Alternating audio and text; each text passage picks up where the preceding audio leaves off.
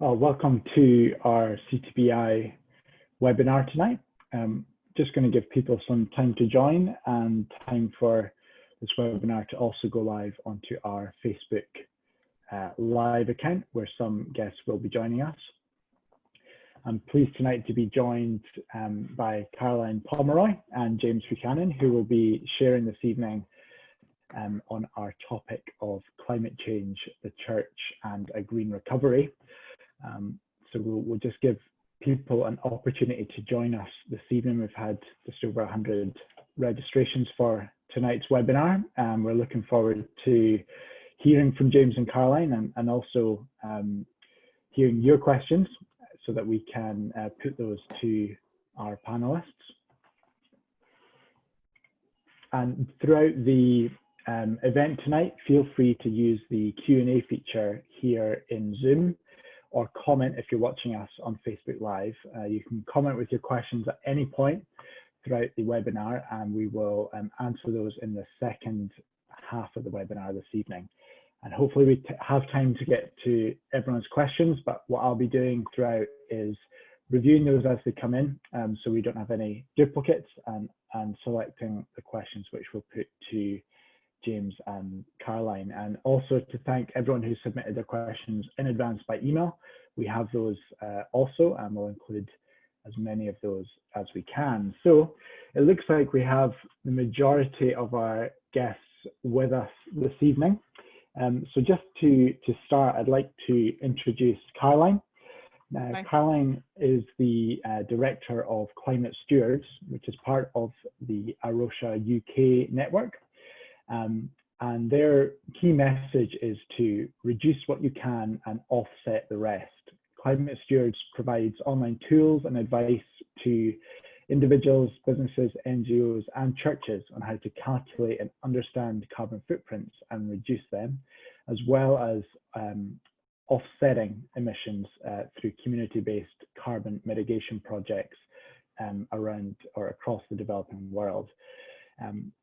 Caroline is also an environmental advisor to the Diocese of Bath and Wells Somerset, and helps churches there to embed creation care into their teaching and practice, working towards their environmental strategy to deliver net zero by 2030, as well as having a MSc in climate change impacts and sustainability. She also will mention tonight her involvement in the Cycle to Paris in 2015 before the COP21 talks. So looking forward to hearing from Caroline this evening on the topic of putting our own house in order, what individuals and churches can do to demonstrate their climate commitments, and touching on some of the tools that are available for them. So with no further ado, I'll pass over to Caroline. Thank you.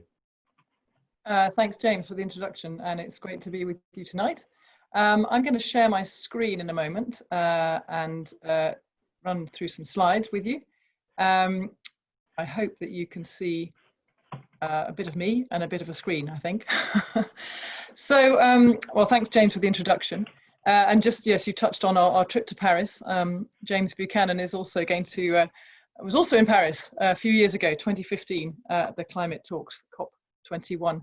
I live and work in Somerset, so a group of us cycled from Wells Cathedral in Somerset to Notre Dame in Paris as part of something called a pilgrimage to Paris. And when we arrived, we, together with others, we presented a petition to Cristina Figueres, the person who was chairing the climate talks, as part of a group of faith groups, as you can see there in the bottom, represented on that stage. I think, James, you were there too. It was a very exciting moment, and it was a very moving moment, because at the end of it, Cristina Figueres burst into tears, James, I'm sure you remember. And she just said, you know, you guys have done the walking and the talking and the praying and the fasting and the gathering of petitions, and now it's up to me to deliver the results. And as many of you will recall, those Paris climate talks were very significant and very successful. They achieved a commitment to keep global emissions at no more than 2 degrees, in fact, with an ambition to limit that to 1.5 degrees above pre-industrial levels. So And afterwards, she wrote to all those who had prayed and fasted, many of whom would call themselves Christians from all around the world. And she said, thank you. Thank you to all of you, all of civil society, but particularly to the faith groups for the part in which you played in the run-up to these talks, in terms of exerting an influence on your legislators, the people who were then, so the people who were sitting in the talks were aware of the pressure that was being put on them from civil society, and particularly from churches. So that's kind of a bit of backdrop to me, and really to possibly why I think it's so important that churches get involved. I think it's central to our faith as Christians to care for the world, to care for creation, and I think we can have a huge impact. And we saw that at Paris. As many of you will know, the COP26, the next big round of climate talks, which was due to be in Glasgow this year, has been delayed until next year. But we're looking forward to that. And I think the next year is critical in terms of our action to contribute to that. So I wanted this evening, James is going to talk quite a lot about divestment, but I want to talk about what we as churches can do in this terms of the green recovery. What can we do to put our own house in order? It feels very important that we lead from the front, that we walk the talk. So what can we do as churches to walk the talk here? As introduction, last year was a big year. We had 2015 in Paris, and for many of us in the global climate or the national climate movement, we feel that 2019 was a real turning point. You will remember the school strikes for climate, for Greta Thunberg and all of the others who striked, Extinction Rebellion, that's then, and there they were in Oxford Circus, the sort of the high point of consumerism perhaps. David Attenborough did his thing about climate change this time, Easter last year.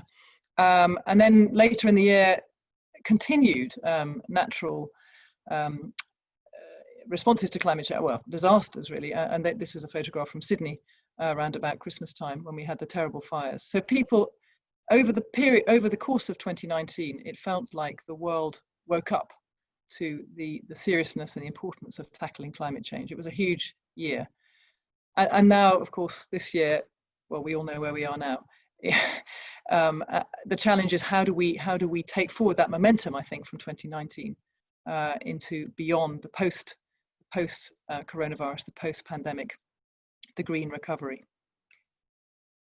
So soon after, and probably or very much contributed to by that, the Church of England declared in February an ambition to be carbon neutral by 2030. Again, many of you have been involved in that perhaps, or certainly been aware of what was going on. You will recall that in the run-up to the General Synod, a huge amount of work had been done to prepare a proposal that the Church should commit itself to being carbon neutral by 2045. In the end, there was a very heated debate. I watched it live on my screen, and there was a real groundswell of opinion that 2045 was not ambitious enough, and the Church of England committed itself to becoming carbon neutral by 2030. It's a hugely ambitious target, and the challenge is to deliver that. But it was felt that without ambition, that they would get nowhere. So that was a really significant starting point, I think, to this year in terms of climate ambition from the churches in the UK. So that was the Church of England in February this year. So the question then is how to deliver that. I myself, I'm an Anglican, although I've worshipped in many different denominations, but I'm currently involved with the Diocese of Bath and Wells, as James mentioned. And the conversation obviously immediately turned to how do we achieve that. This graph is one I've made up myself effectively, but it's based on a piece of work that the church did. In fact, Leeds Diocese did a couple of years ago. They did some work trying to start getting a feel for what is the carbon footprint of a church as an organization, so the building and the things that go on within the church. And they came up with, they did a lot of work. They had some spreadsheets. They got people to measure and count their carbon footprint from different activities. And they had sort of two categories of church. There were lots of churches, obviously, but there's sort of two sort of example churches. And one was this was Church A, which is probably a big, fairly lively, probably urban church with a carbon footprint of 60 tons per year. So the challenge is then, you know, how then does this church with a carbon footprint of 60 tons from its energy consumption, from its transport emissions, from all the other bits and pieces that go on in terms of the life of the church, so that would be food and waste and resources that they're using. How do they get down, and at what point could they call themselves carbon neutral or net zero? At what point do they reach net zero? So there we are, we're starting in 2020 with a footprint of 60 tons. One might imagine that each year they'll be doing different things. They might change their boiler, they might insulate part of the church, they might cut down on the drafts, they might do a whole series of different things, which little by little, hopefully, will reduce their carbon footprint. When they get to 2030, they will still probably have some carbon footprint. It's very unlikely that they will have got to zero. And that's the point at which it seems to be generally agreed that churches will be encouraged or obliged to offset the rest, to do something about neutralizing, as it were, the remaining carbon footprint. This is a live debate. This is not written in tablets of stone yet, but this is the kind of conversation that's going on amongst the Anglican Church about how to actually achieve net zero, and what does that look like, and what might they need to do, having reduced as far as they can. What do they do with the rest of it? So that's just a little sketch that we drew up as an idea of how they could calculate, or how that progression might be seen. Obviously, it's unlikely to be in equal steps like that, but that's the trajectory that we want to see. This, I don't expect you to read all of this, but this is a document that Church of England has just produced, and at the bottom I put the web link for it. So this is a practical path to net zero carbon for our churches, which you can find online. I think it's a really helpful first starting point for churches. How do we as a church community start to put our own house in order? As you can see, it's a sort of traffic light system, the green and then the orange and then the red. The simple things are in green. The things that probably won't cost anything and may well save you money are highlighted in green, and they're in different categories. I'm not going to read through it now, but I just want you to be aware that this document exists, and I think it's a very helpful starting point. Not just, it's freely available, you don't have to be an Anglican to read it. And then going through from the green, the simple actions, you can see that the next category, so you start with the dark green, the lighter green are things with a reasonably fast payback for a church with medium energy uses. So the church which is in regular use. Then the paler green, category C on the right hand side, getting to zero. These are bigger and more complex projects, for example, draft proofing, double glazing, insulation. A lot of them will not be appropriate for many ancient buildings. All of these obviously need to be done in close consultation with your architect or your surveyor and people who understand the building itself. And then the yellow ones are things that we might only do if, for example, we are reordering the church, or if the boiler breaks down, in which case we might replace it. And the red ones at the end are, they're categorized as by exception. So these are things which, for example, installing solar panels. This is not the first port of call. This is if you have the time, the resources, if it fits with the church's plans, that makes sense to do. But there are some much easier things to do. For example, switching to buying renewable energy, which you can do straight away. So it's a kind of a hierarchy of activities that churches might consider in order to move themselves down that scale from a high carbon footprint to a much lower carbon footprint. So that's the Church of England. That's where it's at. It's got a lot of work to do, but the first activity is to start to understand carbon footprints and to measure them. Other church denominations have also made statements publicly about their commitment to reduce their carbon footprint. The Methodist Church has said in July 2019 at their synod, they urged the government to achieve net zero before 2050, and they encouraged churches to sign up for eco-church or eco-congregation in Scotland, and then on a bigger scale, eco-circuits and eco-districts. The United Reformed Church has pledged to shrink its carbon footprint, And the Catholic Church last year switched an enormous number of its buildings to renewable energy, and that was part of its commitment to reduce its carbon footprint. So those are the sort of public pledges. Many other denominations, including those, have made comments about the need to be good stewards, but those are the specific pledges about the buildings and the churches themselves and what they want to do to put their own houses in order. So having given you a little bit of a background on the different denominations, I just wanted to look briefly at some of the tools which might help your church to move in this direction. Obviously, I've no idea who's watching this this broadcast, so some of you may be very familiar with these, and some of you less so. So please forgive me if this is old hat, but I hope there'll be something for you to take away.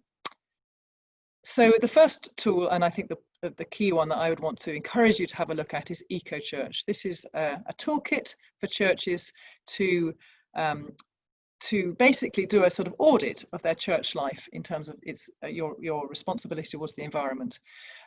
It's free to use. It's available online. It's run and hosted by Arosha UK. Climate Stewards that I work for is part of the Arosha family, but this is an Arosha UK project. If you're in Scotland, there is a similar scheme called Eco Congregation. So take a look at the website.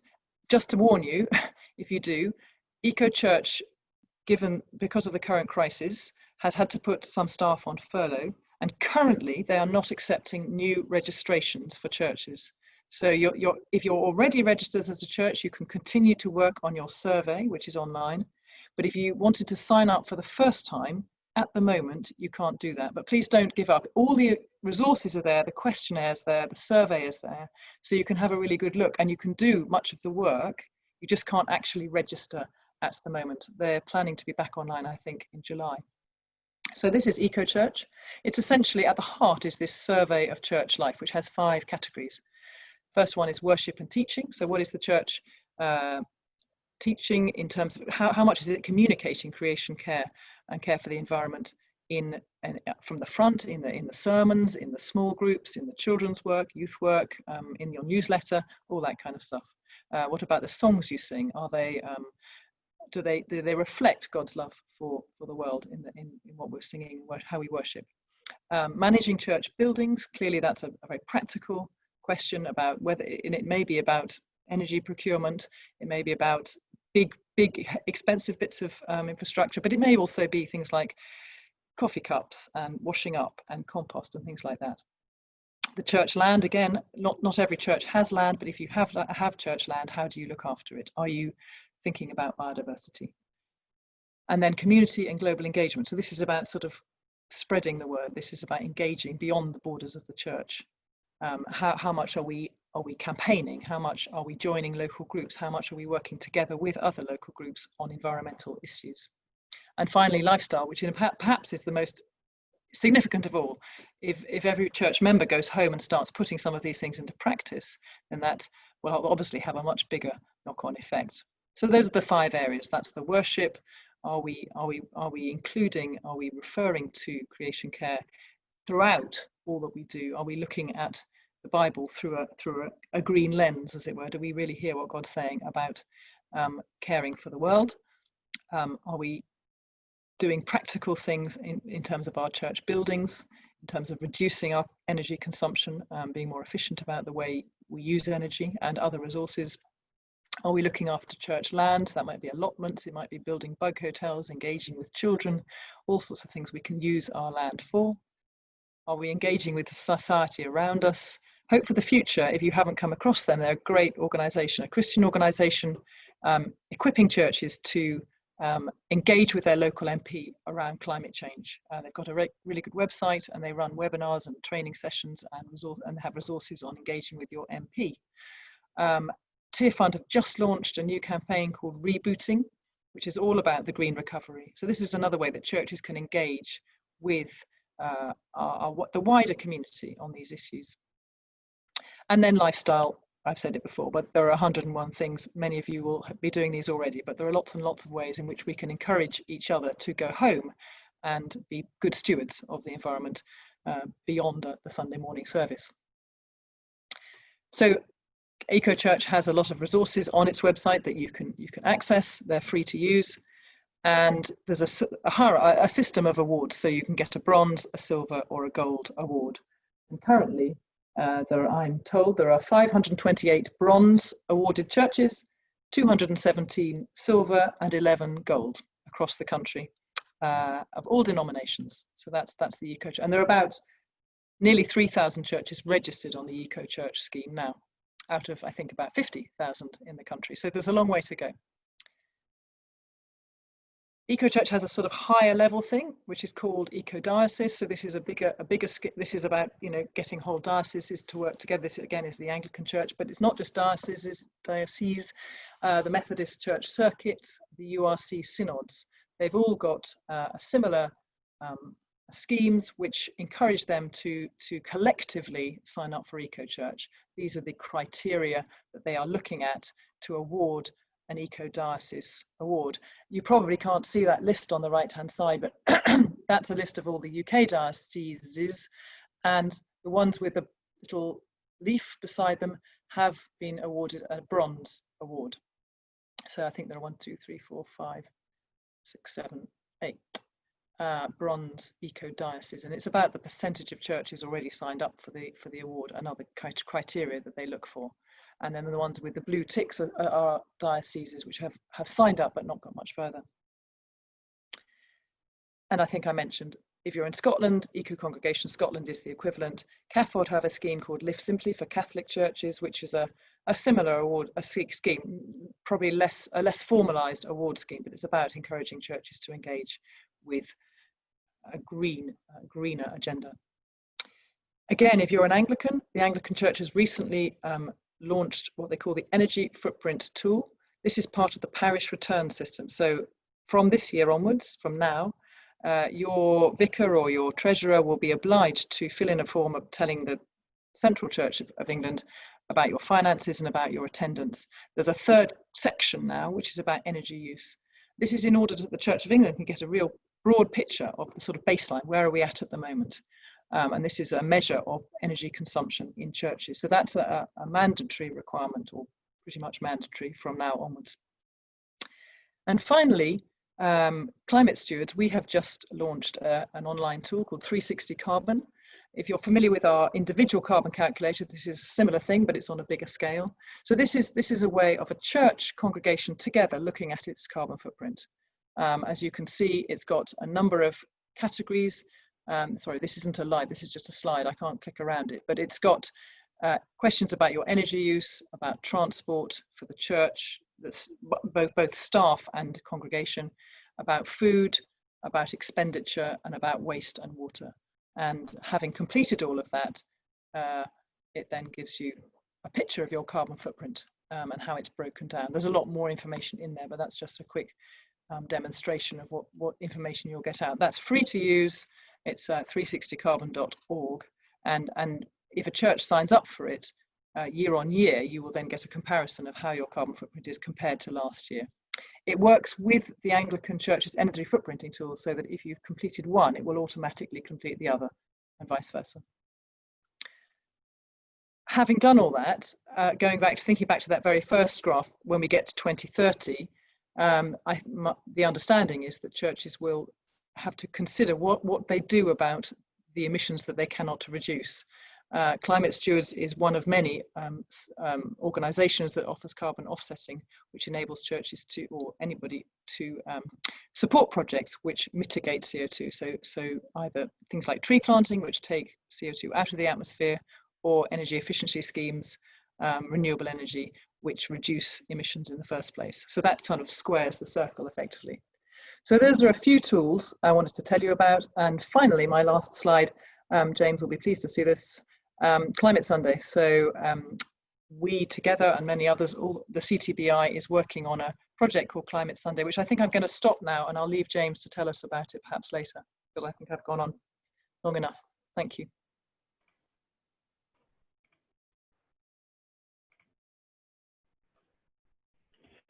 Excellent. Well, thank you, Caroline, for sharing there. And now I'd like to introduce James Buchanan. And James is going to talk tonight about 2020, a year to choose the future, with a particular focus on divestment from fossil fuels and investment into clean alternatives, along with the need for a green recovery. James is joined with us tonight from Operation Noah, where he's the Bright Now campaign manager. Operation Noah are a Christian climate change charity, which are also a part of CTBI's Environmental Issues Network. And they campaign for churches to divest from fossil fuel companies and invest in clean alternatives. Previously, James has worked for the Church of England on the pilgrimage to Paris ahead of the UN climate talks in 2015. And he's also held previous roles with Christian Aid and CAFOD. Now, after James's talk, we'll move on to questions. So just again, to encourage everyone who's joined us tonight, please jot those down. You can click on the Q&A button that you'll see as part of Zoom, or if you're watching us on Facebook, you can type those into the comment box below the video, and we'll get to as many of your questions as we can after James shares. So I'll pass over to you now. Thank you. Thank you, James, for inviting me to speak this evening, and good evening, everyone. It's great to speak with you all this evening, and yeah, very glad to follow Caroline. And as James mentioned, we both ended up in Paris at the end of a pilgrimage. Caroline, as she said, cycled with a group to Paris, and I was with a group of 30 or 40 of us who walked from London to Paris ahead of the UN climate talks. And as James said, I work for Operation Noah, which is a Christian climate change charity which works with the church to inspire action on the climate crisis. Operation Noah was founded by Churches Together in Britain and Ireland and Green Christian in 2004. So I'm particularly happy to join with you all this evening. I'm going to share my screen with you now, and hopefully you'll be able to see the presentation. Okay. So I hope you can see this now.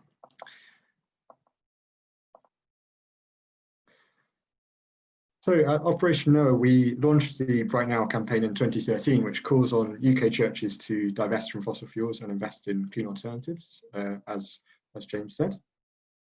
So clean alternatives such as renewable energy, energy efficiency, and other clean technologies. Several churches in Britain and Ireland have been at the forefront of this issue.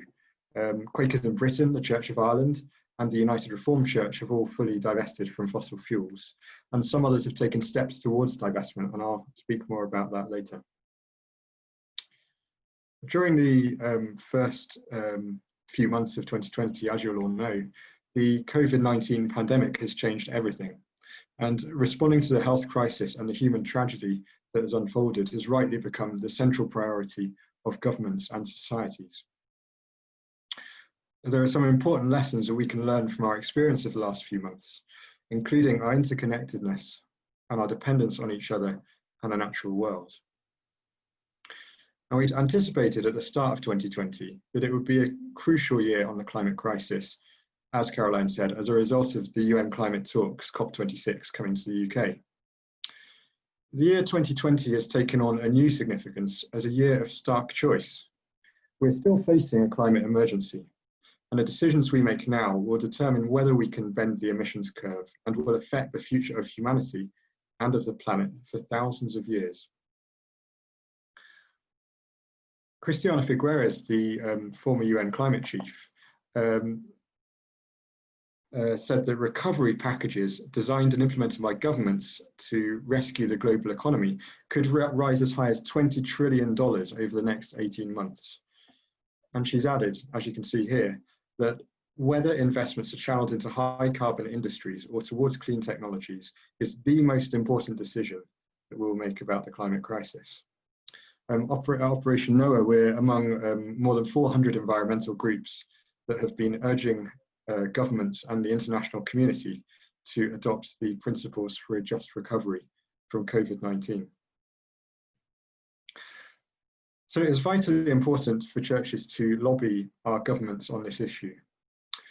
And at the same time, the prophetic voice of the church will be heard most clearly when it takes action to remove investments in fossil fuels and increases investments in the clean technologies of the future. The global divestment movement has grown rapidly in recent years. And there are now more than 1,200 institutions with a combined $14 trillion of assets under management that have made divestment commitments, with churches and other faith organizations at the forefront, representing 32% of all the institutions that have made divestment commitments. Now, as many of you will be aware, several UK churches are currently pursuing shareholder engagement with fossil fuel companies. While we recognise the good intentions of those pursuing engagement, we consider this very unlikely to succeed for the following reasons. The first is that the oil and gas industry is planning to spend nearly $5 trillion on exploration and extraction of new fossil fuel reserves in the next decade, none of which is compatible with the Paris Agreement. We know that the vast majority of known fossil fuel reserves must remain in the ground if we're going to meet the Paris Climate Agreement. That's what the scientists are saying, and that's what faith leaders like Pope Francis have said, and financial leaders like Mark Carney as well. You may have heard earlier this year that some major oil companies, including Shell and BP, have announced a non-binding ambition to reach net zero emissions by 2050. However, at the same time, they plan to significantly increase production of oil and gas in the next decade, by 38% in the case of Shell and by 20% in the case of BP. These two things are not compatible. And at the same time, they're also spending huge sums on lobbying against climate action. Last year, Influence Map published a very good report which showed that the 5 largest publicly listed oil and gas companies were spending $200 million per year to block, control, and delay climate policies. And you would really be forgiven for thinking from their advertising that companies such as Shell and BP are on the way to becoming renewable energy companies. Yet in 2019, major oil and gas companies spent an average of just 3% on low carbon technologies. And that means that 97% of their expenditure is going towards fossil fuels. And it was for these reasons that after several years of engagement with fossil fuel companies, the United Reformed Church voted unanimously to divest from fossil fuels last year. And they decided that enough was enough. And following the vote to divest, the United Reformed Church approached their fund management company, CCLA, to ask if they would launch, offer them a fossil-free fund. During the summer last year, we learned that CCLA's Charities Ethical Investment Fund would be fossil-free by the 1st of December. This fund is available to local churches of all denominations, dioceses and equivalents, and charities that no longer wish to invest in fossil fuels. And I should add that various other fossil-free funds are available.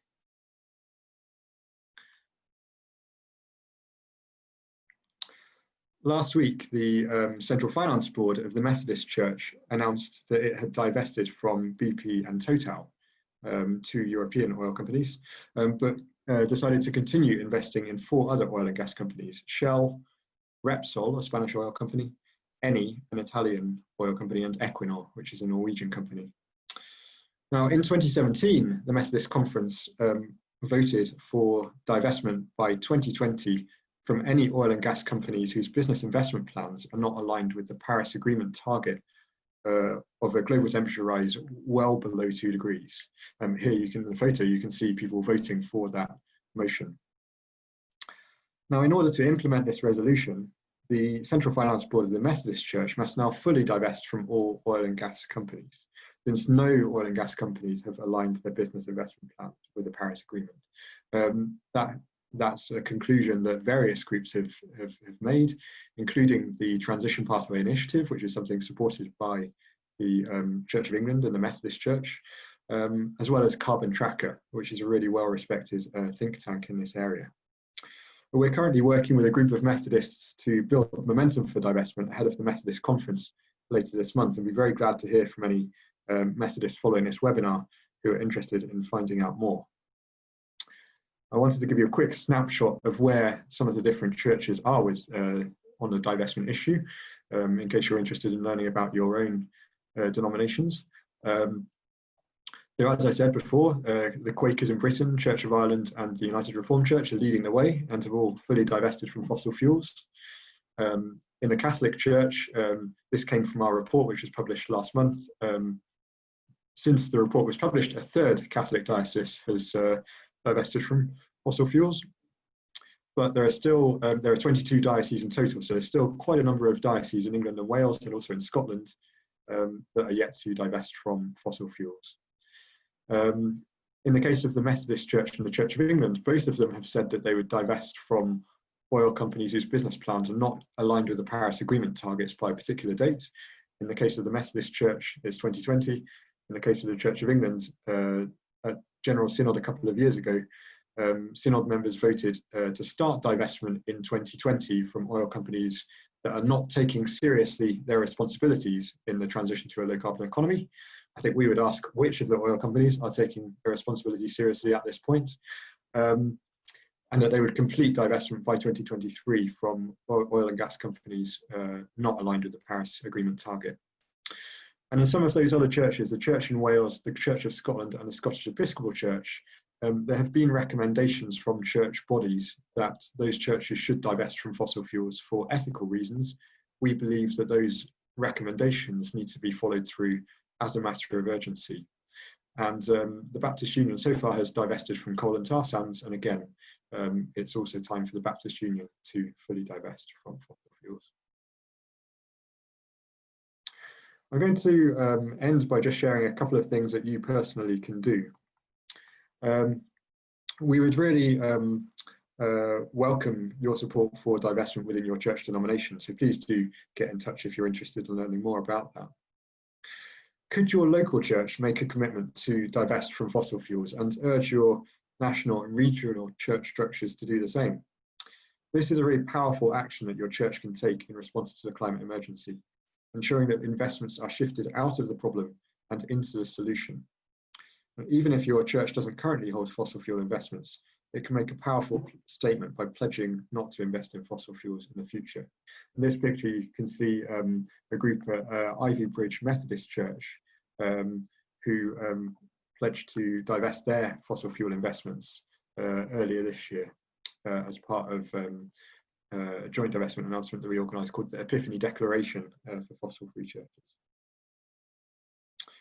And we also organised a global divestment announcement last month, which you might have heard about, with the Global Catholic Climate Movement, the World Council of Churches, Green Anglicans and Green Faith, in which 42 institutions from 14 countries participated. And we'll be coordinating a similar announcement with some of those groups in the autumn, and we'd be delighted if some of your churches or faith organisations were interested in being involved. And here you can see it got some really good coverage last month in the Telegraph, New York Times and Vatican News, among others. And finally, we published a report last month entitled Church Investments in Major Oil Companies, Paris Compliant or Paris Defiant. More information about that can be found out on the Right Now website, which is rightnow.org.uk. And we're also, if it's not too much, 2 webinars in 2 days, we're organising a webinar tomorrow, which you'll be very welcome to join if you're interested, specifically on this report, and we'll have a number of guest speakers from different church denominations. More details of that can be found on the Operation Noah website. I'd like to just end with a quote from Rowan Williams, the former Archbishop of Canterbury, who said, "Divestment will send a positive and hopeful message to the people of this country and to those in vulnerable communities across the globe who will be most immediately affected by climate-related disasters." So thank you very much, and I'm going to hand back over to James again.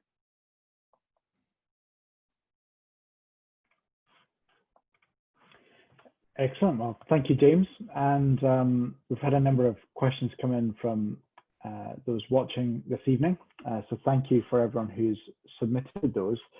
And to start with, I think it's a really practical question, one for yourself, Caroline, if you're happy to answer this one. And this is from Elaine Ryder. If the urgent thing is a need to change an oil boiler in a church setting, in a rural area where there is not mains gas available, what would you recommend as an alternative that a church could consider in that situation? Gosh, these are the kind of questions we get a lot in the Diocese of Bath and Wells, which has a lot of rural churches. I think it's a really tricky question, and I have to be completely honest, we haven't got the answer yet. We're working on this because especially in small rural churches, the payback, as it were, in terms of investing in new technology, whether that's an air source heat pump or perhaps a biomass boiler, those kinds of alternatives, they're incredibly expensive. And for most small churches, they will be way out of their budget. Switching to electrical forms of heating is clearly the best option in terms of, because then we can buy if we can't put panels on the roof, we can buy renewable energy. But the reality is that if you're in a small rural church with an oil boiler, a more efficient oil boiler may be the solution, and electricity would be a longer term solution. I mean, what we're trying to do in our diocese is to have is basically to get churches to at least start thinking, okay, when the boiler breaks down, what will we do? Because I think for a lot of churches, this is going to have to be a phased thing. But it's a huge challenge, and it kind of highlights the fact that this is not a simple solution within the next 10 years, because these are expensive investments to find alternative ways of heating. And I am not a heating engineer, so I would suggest that the first thing to do is to go back to your own denominational, if that's Anglican, it'll be your DAC, the Diocesan Advisory Committee, who deal with effectively planning consent, listed building consent, and all the practical things around churches. Because what we are seeing is that DACs are rapidly coming to terms with this commitment. They're having to come to terms with the fact that the national church has made these commitments, and they are all working hard to find solutions to these things. But I'm afraid I don't have a simple answer to that question. Thank you. Another one for yourself, Caroline. And this is focused on offsetting, from a question from Les Parker. Many activists consider offsetting to be similar to climate indulgences, allowing the richer people to, in brackets, sin freely, paying for offsets rather than cleaning up their act. What would your perspective on that be? That's a common question. Yes, George Monbiot calls them papal indulgences, or a license to pollute, and we're very conscious of that. In our experience in Climate Stewards, and we've been doing this now for 12 years, people who offset have already begun to reduce. If you don't care, you don't offset. This is the last resort, effectively. And certainly in Climate Stewards, our sort of strap line is to reduce what you can and offset the rest. And in that graph that I showed at the beginning of the Anglican church, with a 60-ton church going down to the 20-ton church, that's what everybody's driving at, is reduce, reduce, reduce, spend your money on investment in reductions. But there will inevitably be, or nearly always be, not always, but in many cases, there will be a sort of a remnant of carbon emissions which we can't reduce. And then that's the time to invest in something which will effectively compensate for those emissions. And that's what good offsetting should be, I think. Certainly Climate Stewards, we work with community-based groups, church groups, doing projects which bring multiple benefits. So they're not just taking CO2 out of the atmosphere, but they're also bringing local benefits to the communities who are first, who are being hit first and worst by the impacts of climate change. So adaptation, helping them to adapt, saving money, improving health in terms of cook stoves, clean cooking, water filters. So they're bringing many benefits locally at the same time as removing carbon from the atmosphere. Excellent, thank you. And a question for yourself, James. This is from Paul Parker. without the political will, most of the changes that we've touched on tonight would only scratch the surface of this issue. What do you feel the role of churches is in pressuring government and international bodies for change? I think churches have a really crucial role to play in pressuring governments and international bodies for change. And we've seen it happen at different moments. In the past, I think it was something, as Caroline said, around the time of the Paris Agreement, Christiana Figueres thanked the faith communities, including the churches, for all the pressure that they helped to create through their campaigning on this issue. More recently, I think there's been examples like the Lobby of Parliament last year, The Time Is Now, which I'm sure many of you were involved with, and I know there's been similar lobbies in Scotland of the Scottish Parliament. I think it's really important for faith communities to be actively involved in those things, and that has happened. I think there's going to be a virtual lobby happening at the end of this month, which is being organised by the Climate Coalition, which I'm sure you'll be hearing more about very soon. And it's, as I say, really important for churches to engage in those things. I think when it comes to the issue, I was referring to the need for finance to go into clean technologies as opposed to high polluting industries. I think that's a really crucial decision that a lot of governments are going to be making in the near future. Christiana Figueres has said between the next 3 to 18 months, a lot of those decisions are going to be made. So now is really the time for churches and others to speak out on this. Climate change is a justice issue, and it's really vital that churches make their voices heard on this. But in my view, the church will the church's voice will be even more powerful and more credible in many ways if it, as Caroline said, kind of gets its own house in order on this as well, by divesting from fossil fuels and increasing investment in those clean technologies itself as well. Great, and a perfect follow-on question then for that point. There will be many local congregations who don't directly hold stocks and shares as investments, but they do have deposit accounts with banks or building societies. How would those churches ensure that they're not unknowingly or unwittingly investing in fossil fuel funds? And also another question on the same topic, how would an individual, a private investor, find fossil-free funds? I mean, I know we can't recommend particular funds here, but in terms of where people will go to look for those options. Very good question. So one resource I would recommend to people, particularly if you're looking for your church, we at Operation Nerve produced a resource around 3 years ago now, but much of the information in it is still very current. It's called Divest Your Church, which you can find on the Bright Now website. That gives some examples of fossil-free banks and also fossil-free funds that churches can look into. I mean, there have been some more developments since that was published. As I mentioned, CCLA, which manages investments for a lot of Church of England local churches and also churches in other denominations, have launched their Charities Ethical Investment Fund, which is fossil-free. And the Methodist Church, a subsidiary of the Methodist Church called Epworth Investment Management, recently has also launched fossil-free funds. The Methodist Church in total manages around £1.4 billion of assets, and in terms of the investments that have been put into that fossil-free fund so far, it's around £20 million. So it's quite a small proportion of those investments. So from our perspective, it's great that they've launched a fossil-free fund, but it isn't enough, and they actually need to divest the whole of that portfolio. But if your local church is, for example, invested with the Central Finance Board of the Methodist Church, you could look into that Epworth fossil-free fund, and similarly, if you're with CCLA, you could ask about their Charities Ethical Investment Fund.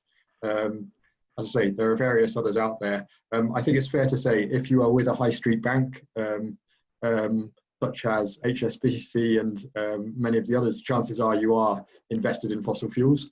There are ethical banks. I think they're generally quite well known, and you'll see some of them in the Divest Your Church guide. And also I recommend the likes of Ethical Consumer magazine. They've got a good website. some of it behind a paywall, but you can find some good information on there too. Building societies generally aren't invested in fossil fuels. They tend to invest in housing stock. So as a result, I think it's fair to say that most building societies wouldn't invest in fossil fuels, but it is worth asking your bank or building society about that. Excellent. Thanks, James. Practical answers there for both churches and individuals. And Caroline, if I can put a question to you from David Coleman, the chaplain at Eco Congregation Scotland. He's asked, what would members of local churches do, or what could members of local churches do to ensure that prayer, worship, and preaching in their communities reflects and encourages their environmental commitment? Gosh, well, there are lots of good resources out there. I think, first of all, it's just, yeah, I mean, places like Arusha has got a really good website called At Your Service, where they've got a lot of resources there for prayer and worship and preaching. There's a website called, it's basically about preaching the lectionary for churches which follow the lectionary, with environmental talks most weeks on that. If you go to the Climate Stewards website, we have a page of resources there. We try to pick up a lot of the useful resources for churches. There's the John Ray Institute, which provides a lot of sort of more scientific papers. Being inspired, you know, just encourage. I think often traditionally we've had a sort of Environment Sunday or a particular green Sunday. Some churches will do that, and that's a good thing to do. But I think as and many people on this call, I suspect, if we're here today, we're keen on this stuff. It's about encouraging our teachers, our preachers, our leaders, our worship leaders, our Bible study leaders, to look at the Bible with through new eyes. I had a picture earlier on of my green Bible, where there are something like 2,250 references to the environment, to the earth, the sea, the land, the water, the wind, the rain, all sorts of stuff, which we tend to filter out often, I think, when we read the Bible. And when people are preaching about the Bible, they talk about often the God and human relationship, and often that's the first one, and the next one is us and our neighbours, and often the bit about us and the earth is kind of skipped. And I think just rereading the Bible without our sort of dark glasses on, effectively, is a really good way to start. But there are good resources out there, and we can certainly, the Climate Stewards resources page is a good place to start. Arusha is a good place to start. Eco Church has good resources as well.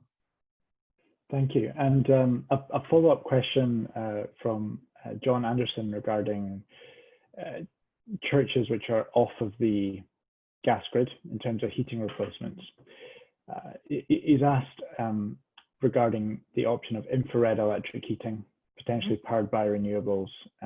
That's a good idea. Such as solar PV, or obviously buying green energy to do that. Is that a solution that you would encourage churches in that scenario to explore? Yeah, I know of churches which have done that. In fact, I live in a rural parish in Somerset, and one or two of our churches have got those infrared things. I think they're getting better. There are issues, I know, around the immediate heat. So you always need to talk to your architect or surveyor about anything like that. They can cause cracking, and, you know, sort of, because there's a concentrated source of heat up on the wall, sometimes that causes issues. And there are also visual issues. Some people, they're visually more intrusive than some other forms of heating, but they're definitely worth thinking about. And it's a very good point that I didn't mention earlier, that would enable you to switch relatively simply away from oil and onto green electricity. And it's worth mentioning, in case people haven't heard, that there are various renewable energy companies where you can buy green electricity, including, for example, again with the Church of England, they have parish buying, which is a sort of centralized buying system, has a green energy basket, which enables a church to choose renewable energy when they buy their electricity. Excellent. And a question for you, James. This is from Heffin Jones, a professional ecologist. And he says he's only too aware that changing church and our general way of life requires not just green approaches, but integration with economic and social aspects. If we compartmentalize these issues, that may not be the best approach? Should we not be integrating our approach? Wonder if you want to speak to that. That's a good question. I suppose on the certainly on the issue I'm working with, there's a lot of overlaps, I guess, between the environmental and the economic aspects when you look at the issue of divestment, where investments go. And I think over time, I think increasingly in the financial community, the climate crisis is becoming recognised as a threat to financial stability, and Mark Carney has said that, various others have as well. But you're right. I mean, these things do need to be integrated, and similarly with regard to social issues, I think again that's something which is being increasingly recognised when you're talking about solutions to the climate crisis. So. In Scotland, as James will know well, there's often discussions around the need for a just transition from fossil fuels to renewable energy and clean technologies, because there are communities that have depended on fossil fuels in the past, and there's need for government support to those communities. For instance, support to develop some of those clean jobs that are needed in those areas, and to train people in those industries. So one of the key points I mentioned during my talk about the just recovery from COVID-19, which the just recovery principles that we at Operation Noah and many others have signed on to, and one of those is to create resilience for future crises by creating millions of decent jobs that will help to power just recovery and the transition for workers and communities to a zero carbon future. So I think, as I say, I think these things are being discussed a lot more, and it is really, really crucial that we do, look at how these issues overlap, and we look at the social impacts of what we're doing as well. Thanks, James. And just to finish, I'll take this last question from Joe Hampton. And Joe's asking if there's potential for a collective group that includes different denominations along with different groups, such as Operation Noah, so that Christians in the UK have one voice and have a collective impact within society on this topic. And the CTBI's Environmental Issues Network is a collection of several denominations as well as Christian environmental charities. And as a network, this year we are launching a project called Climate Sunday, which actually launched on World Environment Day last Friday. And there's more information on that on the CTBI website, as well as at climatesunday.org. And essentially the project brings all of that incredible activity that's already happening into sort of one central voice in the run-up to COP26 next November. And it will allow churches, both local churches and denominations, to all collectively take action, make pledges, hold climate-focused services, and all of that action then presented essentially to help back up asks and campaigns around or in the lead up to COP26, so that the church has a credible voice, because the aim is that thousands of churches will have made pledges, made changes, and incorporated the environmental messaging into a climate-focused service. So I'd encourage you to have a look at climatesunday.org. You can sign up there to be kept up to date with more information, and that updates will also be coming out via CTBI's regular emails and on their website as well. So I hope that answers your question, Joe. That's something that is for this particular season in the run-up to COP26, where I think the church can have a big impact and really bring some, significant asks on behalf of the church collectively in the UK to call for bold and ambitious action by the UK government, as well as the COP conference. So we are now at 8:30, and I'm sorry if we didn't manage to get to your question. There's a few that we didn't manage to get to tonight. But if any of those questions are pressing and you still like an answer, feel free to send those in to our email address, climatesunday@ctbi.org.uk, and we'll do our best to get back to you personally on there. But I'd like to really give a big thanks to Caroline and James for giving up their time this evening and sharing up their expertise on this topic. And just to give a little plug before we finish for CTBI's next webinar, which is on Wednesday next week, the 17th of June, from 7 till 8 p.m. And the topic next week is Church's Refugee Network, Asylum and Refugee Matters in Europe in the Realm of COVID-19. And I know that's certainly going to be an interesting topic, and there are details at CTBI's website where you can register and find out more about the speakers and what's going to be focused on next Wednesday during that webinar. So thanks again for joining us, and we hope you took away some useful information tonight that you can take back to your church or denomination, and also link up with some of the other schemes that we mentioned around Eco Congregation Scotland, Eco Church, and Live Simply for some next steps. So thanks again, and have a good evening, everyone. Cheers.